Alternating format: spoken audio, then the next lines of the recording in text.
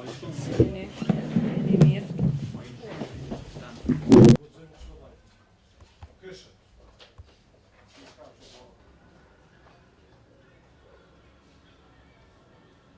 Drejt për të t'i bëni ato.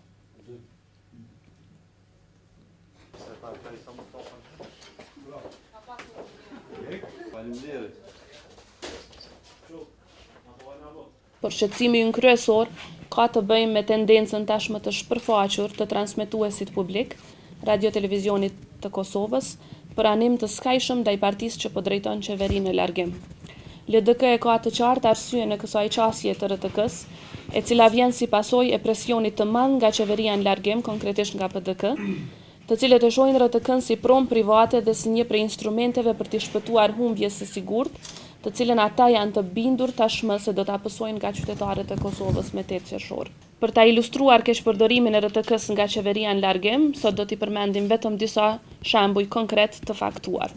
Mbrëm në edicionin e lajmeve të orës 19:30, pra lajmet qendrore të RTK-s, premtimin bosh dhe në kundërshtim të plot me përgjegjësitë që ka një qeveri në largim, premtimin elektoral të Hashim Thaqit për krijimin e komunës së Kievës, RTK e ka paraqitur në mënyrë të dukshme afirmative si vendim të qeverisë dhe vendim të kryer.